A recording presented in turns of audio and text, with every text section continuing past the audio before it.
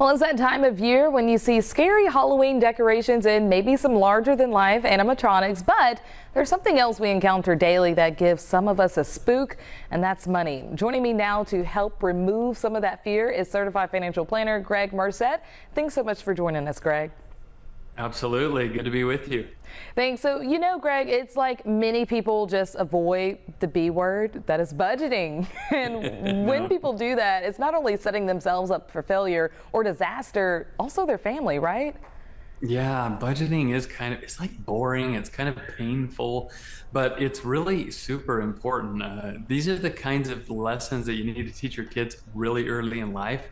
And the reason you want to do that is because then they will get out of your house and never come back, but to visit, and that's okay. But we don't want them living there forever. So teach them how to budget and use a balanced financial approach every time they earn money, and they're going to get out. All right, so with BusyKid, what are some of the factors that you try to teach these families? Yeah, so I'd say the first thing that we try to teach them is the work-money connection, is what I call it. You've got to teach them that money comes from somewhere, and that is work. And so you've got to give them chores to do, let them get after it, earn some money. And then once they get the money, don't just let them earn it and burn it. You've got to teach them how to manage it in a very balanced way. And when I mean that, I mean when money comes in the door, they got to save and invest a little bit of it. They need to share, meaning literally give it away to charity or something that's bigger than them, and then spend the rest, and usually on a card. So teach them how to save, share, and spend, and you're going to set them up for success. Now, would you say there's an age that you need to focus more on critical finances, or it's really not too young or old to show them? Not too young. Early is always better because they get set in their ways. You try to teach a 15-year-old something, you think, oh gosh, they think they know everything. So teach them early. I know this seems crazy, but 5 or 6 years old, you can start teaching them the basics. They can start understanding where money comes from, how to manage it. And, really you set them up for financial success if you start really early in life.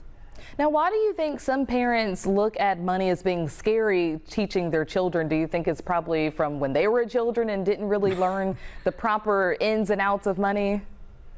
I would think, yeah, I think you're exactly right. Most parents fear teaching this because they're not actually that great at it themselves.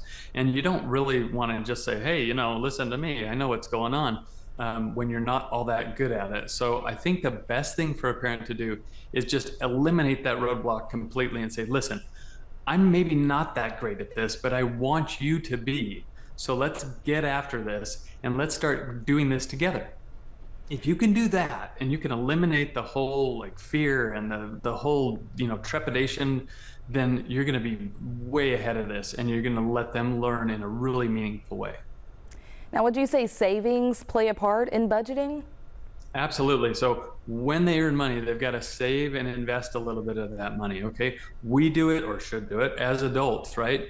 We earn money and we usually typically put it in a savings account or 401k or something like that. Same thing. That's why we set BusyKid up, so people can literally have money going into saving and then learn how to invest. Really important part of it. And then you share and then you spend. Every time, if you keep doing that over and over, you kind of really solidify savings as the very first thing you do, and then all the rest follows. Now, would you say there's a specific percentage that a parent should maybe set up a savings account for their child, or is just, I'm guessing, a desirable amount that maybe fit into their budget or income? So that's a great question. I get it all the time. How do we split it up, right?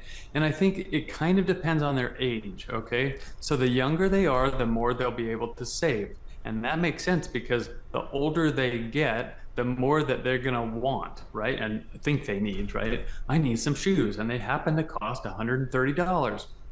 That's the kind of thing. So over time, they're going to save a little less, but when they're young, let them save as much as possible so that they can have a little nest egg as they grow up.